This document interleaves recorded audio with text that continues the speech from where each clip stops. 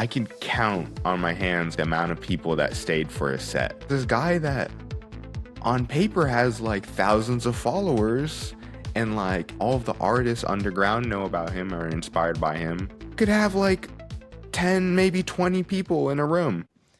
Hey, what's going on, everybody? Today we are speaking with someone from the music industry. So for those of you who are in audio and video production, those of you who are writing music, venues, DJs, you're going to want to pay attention to this one because I want to introduce you to Jacob Burrola. How's it going, Jacob? Good. How are you? I'm doing good. How's your classes out in California? Pretty good. I moved here from Arizona in January, so I've been kind of adjusting. I'm in downtown LA right now, though. So yeah, it's been really cool. It's been a bit eye-opening because a lot of my classes here are more about the industry, so it's been super beneficial just understanding the business side and then also figuring out just ways to work together and also different ways to be creative. And these classes that you're taking, are they all in music at this point? Because I remember everybody, when Jacob and I first met, it was actually in a biology class of all things, Bio 101. Neither of us were biology majors, but we just happened to meet up at that time. Yeah. But yeah, so Jacob, are you a music major then? So I'm actually a film major, but I have a lot of background in music, and I'd say like my overall hobbies and interests fall under music. Like when I was going into college, I actually wanted to do music, but then just because the ASU program, they actually opened up a new facility for film, and I also had a love for filmmaking, so I was like, you know what? I'll do that instead. But it worked out because I ended up doing specifically sound and film, which is a lot smaller in numbers and just students. So it works out. I get a lot more work. It helps me stand out a little bit just with working on other projects. Like a lot of people don't have sound. So when they need people, it's like one of maybe like 10 students. So it works out. But yeah, at least out here, a lot of my classes, like I said, they're more hands-on like business side. Okay. So you're out there, you're studying, you got one semester left, and being in the sound aspects, it's more personalized in a way because there's so few students. So you kind of getting that extra exposure. Jacob and I had talked a little bit before about one of his professors for one of his classes that he was really excited about. Who's your professor again? Yeah, it's Will I am. So he has a class. This is actually the first class he's teaching at ASU, and actually I think in general, but it's about AI and using his platform FYI AI to make your own agents. It's been very eye-opening when I talk about like the business side, that's a part of it too. But yeah, the class is about making your AI through ethics and kind of refining it and making it personable. For me, I've been experimenting just with incorporating it with music, not to generate, but more for the business side, like navigating contracts, breaking down like prices, also just like a lot of number crunching and like analyzing. That's what I've been using it mainly for. Got it. Okay. Awesome. And speaking of the business, could you give us a little bit of a summary of what Make Noise is about? Yeah, so about 2 years ago, I think it was summer of 2024. Yeah, almost 2 years ago, I started an LLC called Make Noise, and the whole point of it was a music label. And I'd say over the last 2 years, it kind of blossomed and evolved into something a bit bigger than a music label. I'd say that the company is like a music label, more like by artists for artists, so it's very artist forward and like supporting of artists. But then on top of that, we do like live shows, distribution, and then also with my film background, I'm starting to experiment with like more visual stuff too. Oh, gotcha. Okay. Okay. So there's a bunch of different things going on there. And what would you say of these things is like the main, if there even is Yeah. a main thing? Like, what's the main focus of Make Noise? I would say a music label, more of like a music label in a community. I think my goal at the end of it is to just have a community, not only of artists, but also of just supporters, especially in an age where everything's becoming so AI and it's hard to really find real art. I want it to eventually enter in this space where Make Noise is seen as a curated home of human-made electronic music. I think that would be very cool, especially when streaming services and like very internet embedded things are getting just filled with AI. I'm actually working on a website right now, so I'd want it to be like a separate Okay. hub and very, I guess, my own. That allows me to, like I said, have all of these different branches because then it's all under the one domain. Speaking of the website, actually, do you have any particular plans on how you're going to put it together? Have you already been like building it? Yeah. Like, is it in the works, or like can we find it anywhere? Yeah. So it's in the works. I'd say it's about 75% done. Like it's there. I just have to put a lot of the content into the website. And I'm actually planning, if things work out, it should be live around April, May. I'm planning to roll out my first compilation. So it's a Make Noise compilation one, but it's going to be a compilation album of like 8 artists and 13 plus different songs. I'm actually still finalizing the track list, but I should get it done within the week. I'm taking my spring break to kind of lock in and finalize all of that. Oh, nice. Yeah. But yeah, once I get that sent off, then I'm really just gonna work on promotion and kind of just get it to the like get people's eyes on it. That's my biggest thing. I want the project to get the like I guess recognition and love it deserves. So I kind of pushed it back in a way. There was a timeline where it was actually gonna come out in a month or like this month or next month, but I was like, nah, I'm gonna wait a month or two, finalize the website. So I'm gonna actually hopefully release it on all platforms and then 2 weeks later launch the website and have people be able to actually buy physical copies and different merch. So that should be really fun. Gotcha. Yeah, and the merch as well. So there's a whole lot of pieces that you've got going into this thing. That's awesome. It actually kind of makes sense then if you're waiting until like April, May, because that's around graduation time. So you can Yeah, start devoting more of that energy over towards this, right? So that's exactly. the yeah, and so I guess then that begs a question. So after you do graduate, what do you see as kind of like that path moving forwards in the next, say, like year? Oh gosh, that's It's which honestly is a been lot. It's a lot to ask. It's a lot to ask yeah. because with Well, business it's stuff, like also you never know like what tomorrow exactly. holds, let alone a year from now. But like what No. an Yeah. approximate, like in an Yeah. ideal world, in 1 year from now, like where do you want to be sitting? No, yeah. I think end goal. Oh no, actually, I wouldn't say end goal. I've been thinking about that a lot, especially because like I said, I'm in the program. I'm out in LA. My lease ends in like 2, 3 months when I graduate. What am I gonna do? Ideally, I'd want to find something to just be able to move out here, at least for like 2, 3 years. Make a lot of connections. That's the biggest thing. Not I wouldn't even say like network or business connections, but more just strengthen my relationships with my friends out here. Because that's a lot of the big thing about my company. It's a lot of just friends working with friends. Like when we work on the shows, it's a lot of just like my friends coming together. So yeah, I'd want to stay out here, hopefully find a job in like the audio world. And then while I'm doing that, just grow my company. Ideally, I'd want to do that long term and kind of just have that be my thing, like full focus. But I don't know. Right now, it's kind of like have that on the side and work on it continuously, but then also build something bigger. Like all the connections and people I've meet, I mean, it all kind of funnels to the business in a way. So, but I don't even say business. For me, it's just like passion project, such a strong word, but it is like at the end of the day, Adding to the project, adding to the vision. yeah, especially like Yeah. the artists. Like I said, it's very artist forward. At the end of the day, it's usually one person comes to me and they're like, "Oh, I have a release. Like, I want to do a show." And then I'm like, "Okay, who do I know in this area?" And there's also I'll like post about it because I have a Discord and like there's like channels where it's just like the make noise artists and people. But like I'll post it like, "Hey, I got something coming up. Who would want to like be involved?" And like sure enough, like 5 people are immediately be like, yo, like, yeah, even like flying out. Some people, like, I have a Yeah. friend for the Wow. next show. I have a show coming up next week, and he's flying in from the Bay, two of them. Could you tell me more about like the friends coming together? Was by any chance the friends coming together like sort of how the ball started rolling on this? Like maybe you like met a Yeah, bunch of people who were involved in music, and then this kind of like turned into something. Like how did this what was like the seed and origin story of like how this first yeah, came together? yeah. It's so many different phases. That's the big thing. I'd say that this idea and concept of make noise. has went through a lot of refinement over, I would even say more than the 2 years. I guess it was 3 years from now because it was a year before I made the LLC.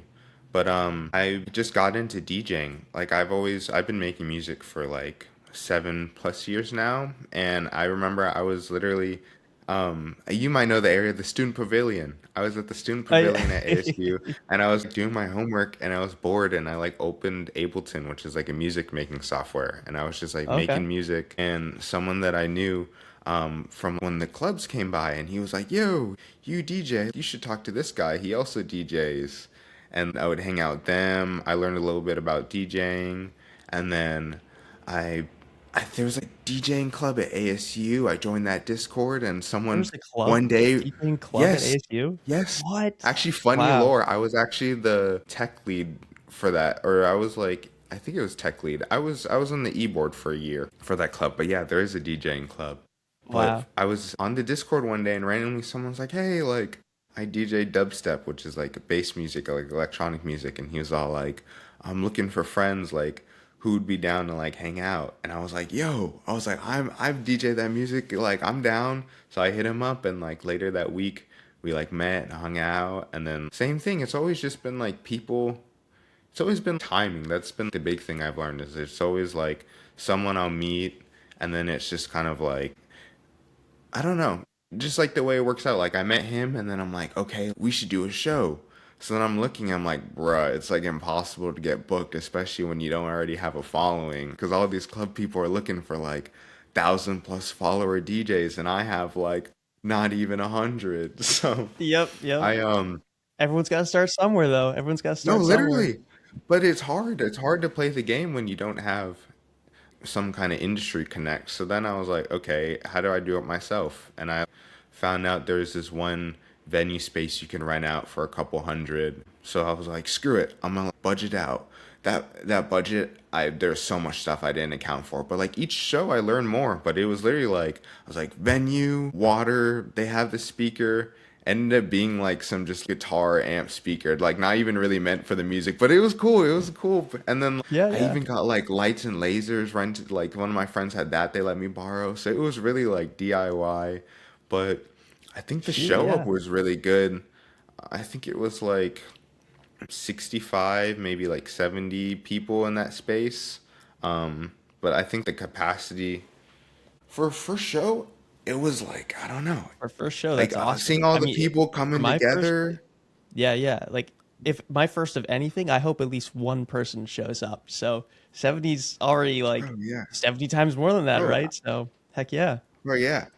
But then here's the crazy part is that I'll say this: I went from the 70, and then I was like, okay, we'll run it back again, bro. I think the next show I had like six. Yep, yep, yep. So, It's but just then how it here's the is. thing: it taught me so much, because then I was all like, oh, like here's like I there's more to it. It's not always sunshine and rainbows, you know? I wanted to dig a little bit more into the friends aspect of putting all this Yeah. together and like the initial like foundations, if you will, because like it was Yeah. it was yourself. You're interested in DJing. You started meeting these other people, and it sounds like it's these people coming together, and it's just turning into something that probably feels bigger, you know. And Yeah. this is sort of how that dream's starting to form. So, could you tell me more about like what it's like working with other people to like get this thing coming together? No, yeah, I would say that I'm very grateful for all the people that helped, because artists or different creative people that understand where I'm coming from, and they also feel a lot of the weight of the industry and kind of just that like cookie cutter, like you gotta post a lot on social media, you gotta do this right, you gotta do these, this is right, this is wrong. But then like it leaves not a lot of space for the music, especially like when you want to do shows. The actual set in place way to do a show is you go to a bar or a venue, and you have to pay out of your own pocket enough that you're a regular and you get noticed by the guy putting it together. And then he's all like, yo, I'm gonna give you a shot. And he gives you the opening slot. Or worse, you're playing an afters and he gives you the 5 a.m. slot. Like, Yeah, and that's where you start. And then it's like, okay, now I have to like be my own manager and pump out all this content so I don't get stuck as the local opener. I don't know. It's very, I wouldn't say toxic, but I would say it's like a business at the end of the day. It's very like not about the music. Like it's not biased at all, which is good and bad, but it's very linear. Like it's very not about the music, but how many heads can you bring into the room? How much Mm, money can you bring in? yep. It makes it so hard because I've know not horror stories, but I've seen time and time again. It would be like my favorite artist. I saw this guy Leo Tricks, which is like one of my top three like inspirations, like guy that got Oh, me okay. back into dubstep. I can count on my hands like the amount of people that stayed for a set. Like the amount of people because it was advertised as like an afters kind of thing for this other show. So a lot of people were already dead. They go there and he's like playing his more niche kind of like experimental like dubstep, which is like the music I like, but it's not really Right. club music. So I think literally at the end they like hopped on the mic and they're like, "Yo," like him and the other guy he's touring with. They're like, "Shout out everyone who's still here, like screw everyone that left. Like what the heck?" But it was just like it like blew my mind because this guy that on paper has thousands of followers and like is super inspirational. Like all of the artists underground know about him or are inspired by him. Could have like 10, maybe 20 people in a room. And it's just like Yeah. I don't know. From a club standard, they're probably like, "What the heck? Like, who is this guy that just like cleared the club out?" Oh no. But like at the end of the Right, day, right. it's like you have to have like the artist mindset to be able to want to support something like that. Like it's very hard when business and creative stuff mix. I feel it's a lot of Right. like that water and oil. Like you can force it, you can shake it, but at the end of the day, it like just Yeah, splits. it settles back into its separate pieces again. Yeah. Yeah, yeah. So I And guess I what guess do, do you think part of that with like he's got like over 1,000 followers and he's only got like 20 people in the room at the end of the day? Do you think part of that is like a niche thing, like because it was in that like dubstep kind of yeah. genre, and maybe people first came for like country music or something like that, or whatever they were originally there for, and they're like, oh well, it's not really my type of music, so they just like kind of left. Is that part of it? Do you think?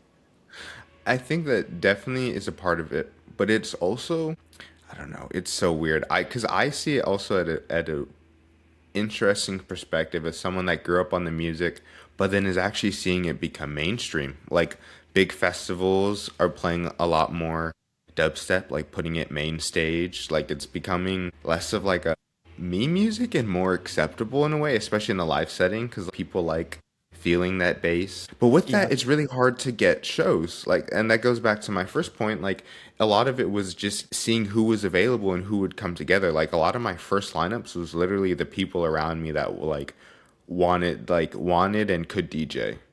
Like, there wasn't really a booking artist.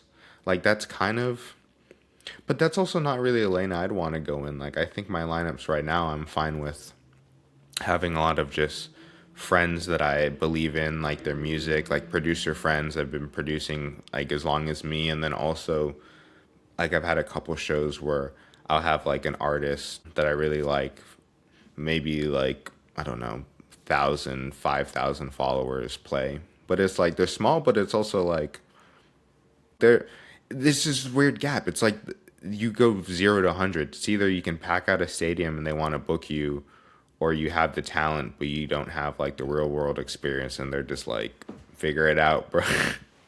Yeah. So Yeah. Which I guess makes sense, especially with how music is becoming more accessible through like AI, like Suno and things like that. How people can just like make music and just pump it out. I feel like the ability to bring actual people, like Markiplier, he mentioned when he was making his movie, he's like, there's all these like the money and the business aspects, but at the end of the day, what really matters is putting butts in seats. That was ultimately what it came down to. So yep.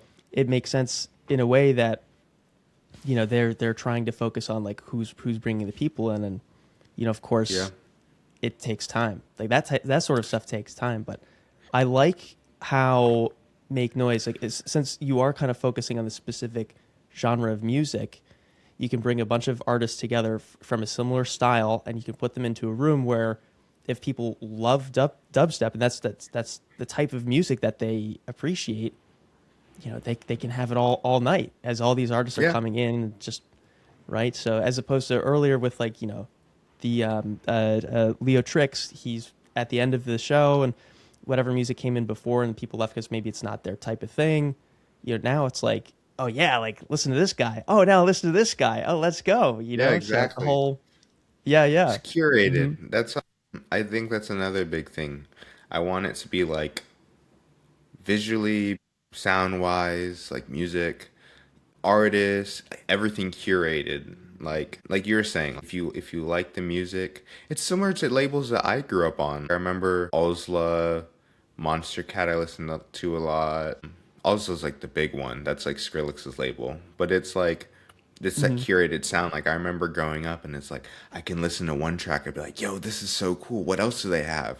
Boom, a whole playlist of all these other music. So I like add it and I just like listen to it and I'm like finding new music, but it's like all music that I think is like cool and like I don't know, fresh in a way. So yeah, I want to.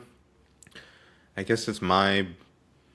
For me, it's like giving back to that culture that I grew up on, but also pivoting in a way. Like I'm not quite fully in the live entertainment, live music club scene. I'm not fully in the label.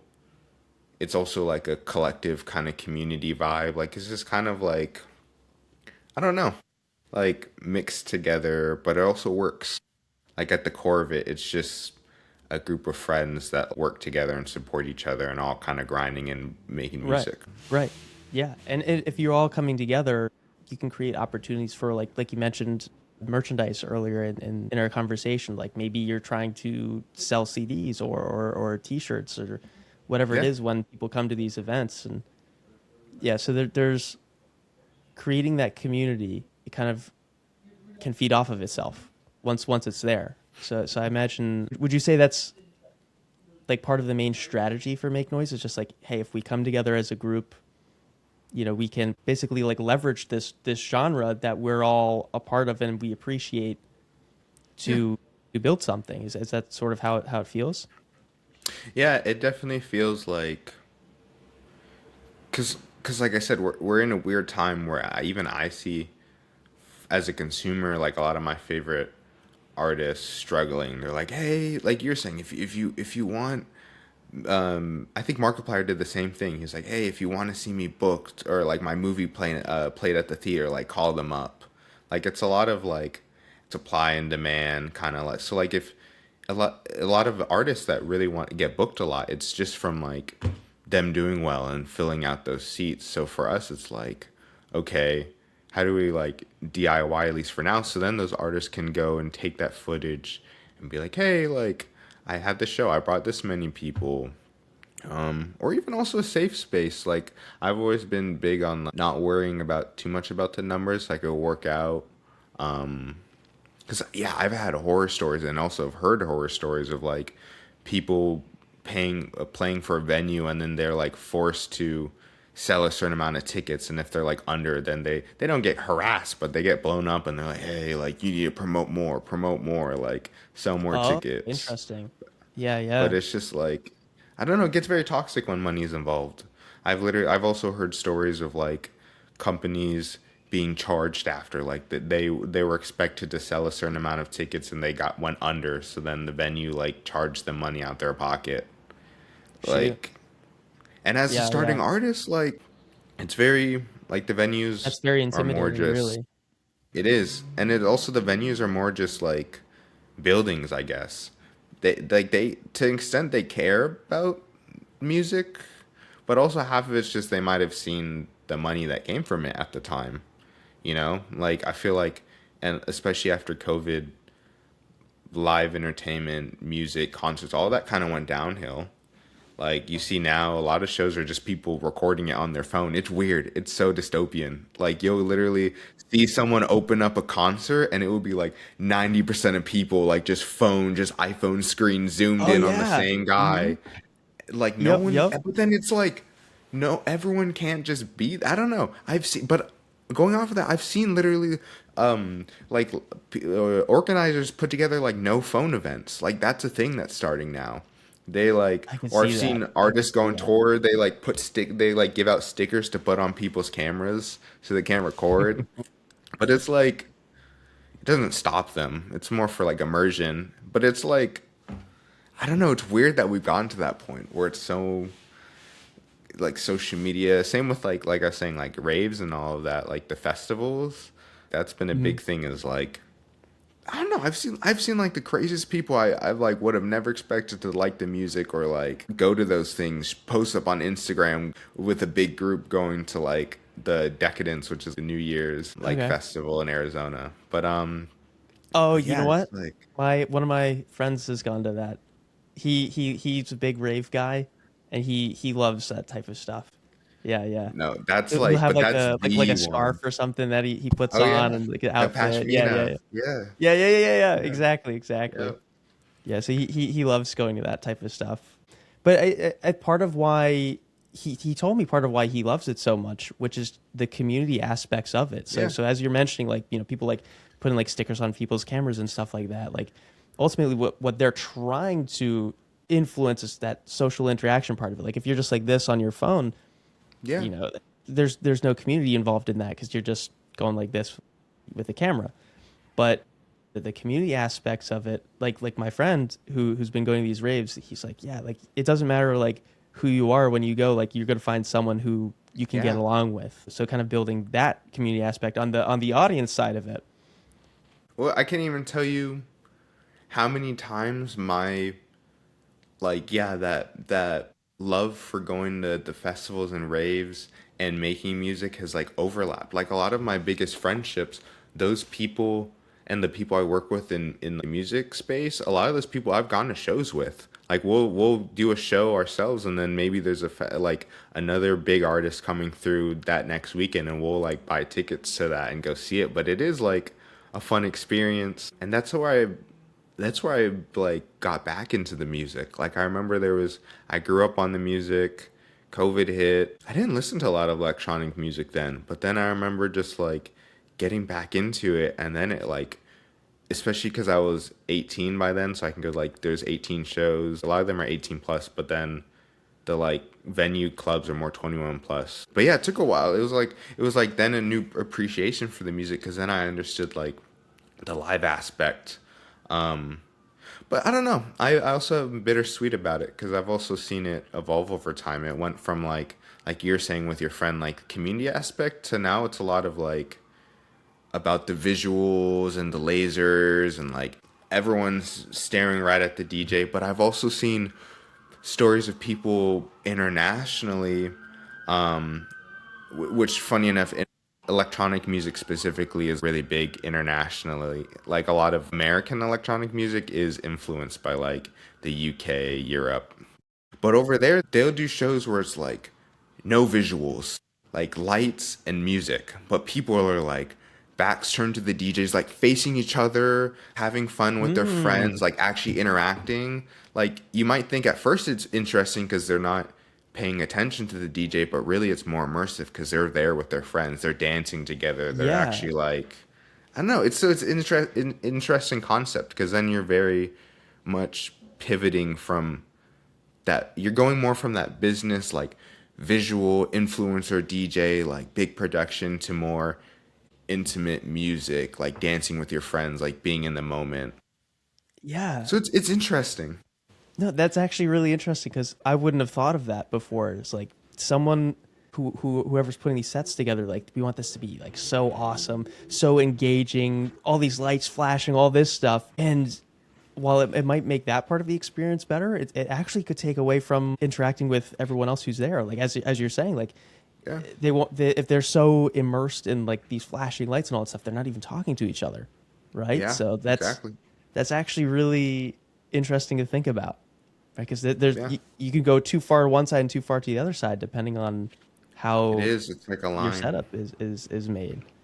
Yeah, Yeah. so funny enough, that show that I'm having next week, we're actually going to try that. It's going to be sound lights, no lasers, no visuals.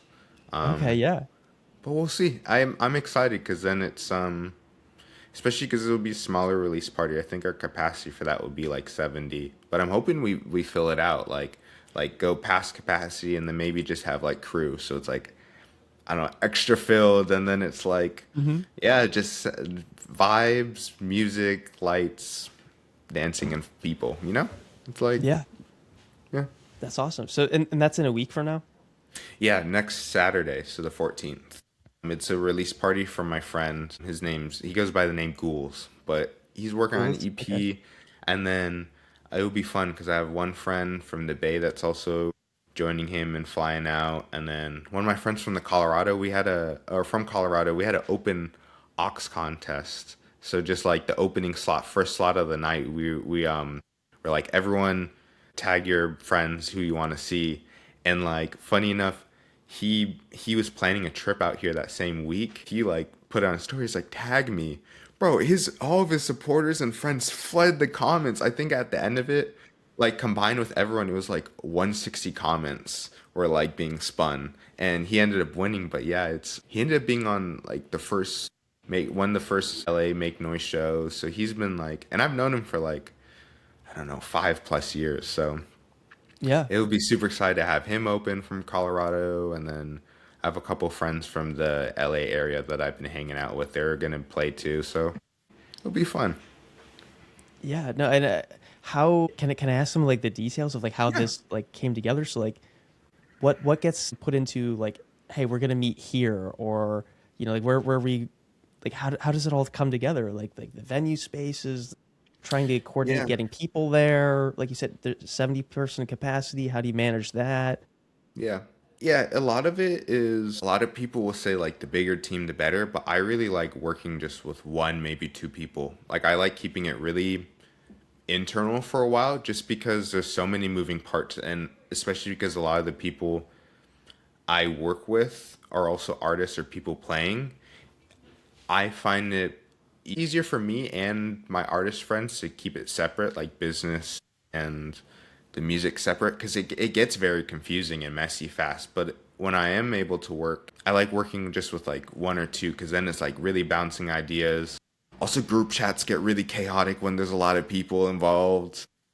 Mm-hmm. And like Yeah, phone yeah. calls get really like voice calls, like meetings get really messy. So yeah, I like working really small. So this one, I'm working with Angel Ghouls, his manager, and so he actually reached out to me. I posted when I was in LA, like on my story, and he reached out. He's like, "Hey, you want to like do a show, plan something? Like I got something in March for Angel I want to work on." I'm like, "Bet." So we met up, called.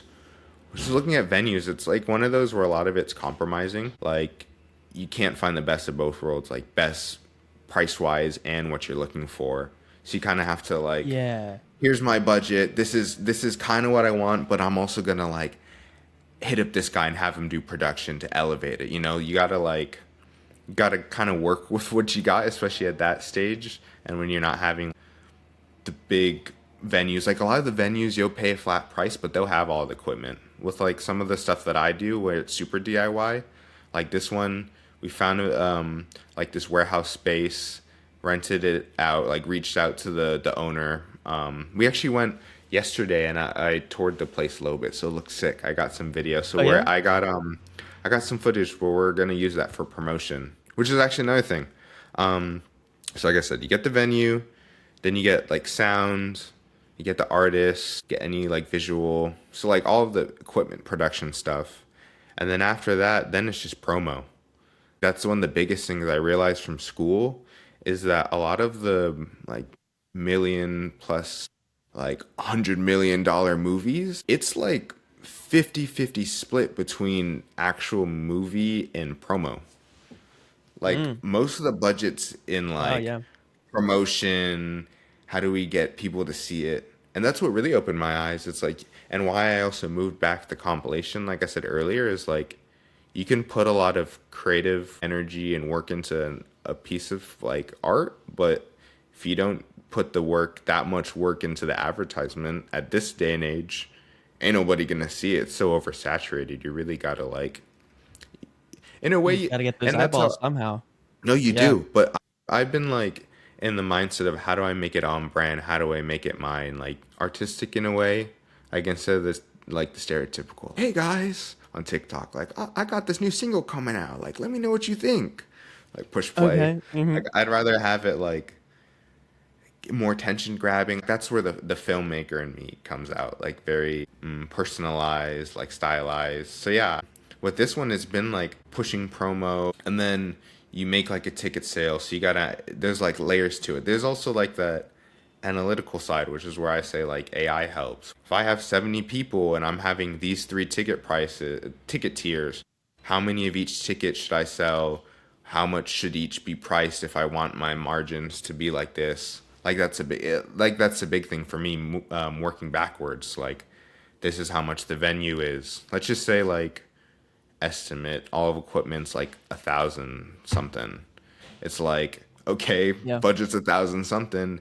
How do Hmm. I how do I sell enough tickets where like if I'm at 70% sold out, I'm able to at least break even? Like, that's been my biggest thing. Yeah. For a while it was very close. Like, but I'm grateful that I also worked a job at the same time, so I was able to like, let's say it was, I would break even, but I wouldn't be able to cover my like plane flight out to LA. Like, maybe then I would have just worked a job and paid for it. I don't know. It's like little Yep. sacrifices like that where you're really, when you're working in a niche area, you kind of have to make those investments in a way. Like, sure, me paying for the flight right now, like I work the job, but it hopefully in the future I'd be able to like put it in the budget, you know? It's like, Yeah. I don't know, little things like that. 100%. But that's been the biggest thing. It's not, I wouldn't say it's not for the weak. You gotta like, in this weird way, really be in the love of the game and be like, okay, I'll make these sacrifices. And that's also why it's hard for me to work with a lot of people. It's hard for Hmm. me to find people, one, that are willing to like front that money, but also ask people that I'm working with, like, yo, I can't really like pay you for help in doing this. Like, a lot of the payment for me and my friends are just the show, just the experience and like the memories and the content that we can record and like reuse. But Hmm. especially right now when we're starting, it isn't really monetary for the live shows, which is why I said in the beginning it's more label oriented now. I learned that. Originally started as label, pivoted for a while to live events, but then it was just like break even, break even, break even, loss, break Mm-hmm. even, a Hmm. little bit of profit to like even out, but it really wasn't like sustainable. So now I've been like, okay, I'll do a live show to celebrate for a release party, but maybe we'll be more label oriented and like try to build an ecosystem where it multiplies. Because maybe right now it might be cents, but hey, if I have like 100 releases under Make Noise and like they generate $1 a day or something, I don't know, $100 for Yeah. the company. But the That's, but the ball gets rolling. The ball gets rolling yeah. at that point, right? So So so moving in that similar direction, you mentioned that there when you're working with people, you're kind of working on a smaller team right now, but in terms of artists and the people that you're working with in yeah. that regard, who who are you kind of looking for? If someone else wants to get involved because you've got this network, you've got this thing that you're trying to grow. If someone else wants to get involved, whether that be some another artist or a DJ involved in that aspect, what are you looking for? Yeah, so I'd say that it's a good question. I feel like it's definitely broken down. Yeah, I feel like business wise, it's I'm very selective. Like, I'm very, we have to really connect and like vision has to be there and like synergy. Artist wise, it really depends. I'd say that there's two categories. There's like people that I specifically believe in, and I'll reach out. I'll be like, so I've had people where like for the compilation, I've been like, there's this artist from Japan who I really like, and I've been listening to for a while, and we've been mutuals. We've talked here or there. So I hit him up. I was like, hey, I'm working on this project. I'd like love to feature you in Japan. Like, do you have any demos to send me? And he sent me two, and I really liked it. I'm excited to put out.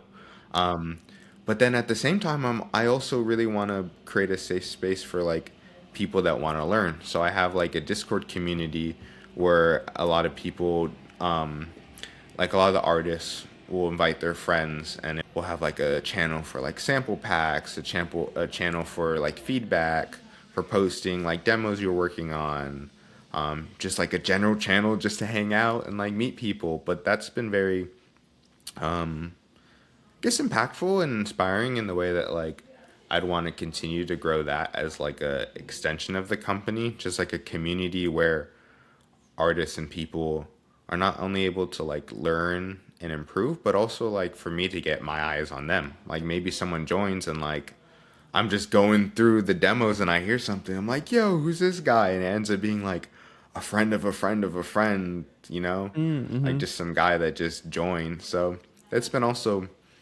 cool for me. Like there's a lot of people, even shows. It's a big thing because I'm starting off and like if someone shows up to a show like 2 or 3 times, I'm gonna remember that face, you know. So there's been like this Mm-hmm. guy Mm-hmm. Sean. He's the goat, but he goes to a lot of the shows. But yeah, Gotcha. Yeah, yeah, okay. And so this is for the people who, if they, they have this music, they want to get involved. But how about for the people who are more on the fence about it? Like what would be, as we're getting towards wrapping up here, what would be some of your message of like, hey, if you're considering working with the record label, like why would they want to work with Make Noise? yeah, I would say like And I guess let me I'd add say a note like as well, as yeah, especially in the comparison, because I know like the sizes and the distribution levels of record labels can be different, right? So like, why would they work with Make Noise as opposed to like trying to hold out for some larger type of record label, hoping for like a super big break? And just personally, I don't know much about it, but I would be concerned about like waiting for possibly forever. Like I there's like, tell me if I'm wrong, but there's like an application process almost for like the higher labels, right? Is that how that works? it's complicated. A lot of it so and I could be wrong because I'm like just navigating. It's the whole industry I'm realizing, but it's a lot of like Yeah. A&R, like you getting reached out, offered a contract. But the problem with those contracts is that they're like, we'll give you this lump sum of money up front, but we own your like royalties and all your rights to your music, and you don't see a penny until we get back that money. So like a lot of artists will like blow it all, and then they'll be in debt and like Right. and because of that I think you're really supposed to use it as business money, like music videos, promotion. Like I don't know fully, but that's where I would feel like that money was supposed to go, not really just to blow it. But it happens, and then like your Right. music don't really go anywhere, and you kind of fall off. I guess where my company challenges that is I've been really big in like allowing artists to keep the masters, which basically means like rights. Like masters are really tricky in the way that you can't really do anything with the music after. Like it's the labels, so you can't really like remix it or you can't like there's it's very restrictive. You made the work but you don't own it after you sell it. Like they own it. They control it. So I've been very like so you still keep your royalties. Also, it's more of a partnership. Like a lot of it is just like artists that I work directly with. It's not really like you're talking to an A&R who's talking to this head person who has to talk to this executive. Like I'm small. Mm. Like it's very person to person. Like I have the main community, but specifically I help like really work for artists. Okay. So So, what I'm but those picking are up, yeah. yeah. So what I'm picking up is like there is ownership and then there's partnership, which is a Make Noise kind of feels more like partnership and working together and doing this Yeah. thing. Because what someone one of my former coworkers, he was like a rapper, like that's what he liked to do, and this record label guy approached him at one point, and he told me he was like it was like he would have to sell like everything away. He felt like it was so daunting what they were asking for from him. He was like, no way, I'm not doing that. Yeah, it's a Yeah. lot. Yep. Yep. So I guess that makes sense in that trying to adopt more of like a partnering, collaborative type of an ecosystem, as he mentioned. Yeah. So it kind of makes sense in I that way.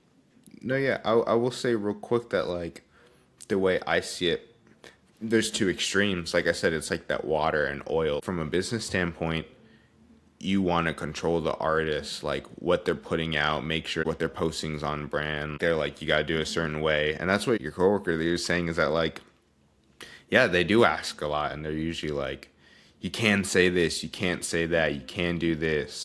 Like there's layers, especially when it's like a bigger one. Like I know for a fact, actually, I don't know for a fact.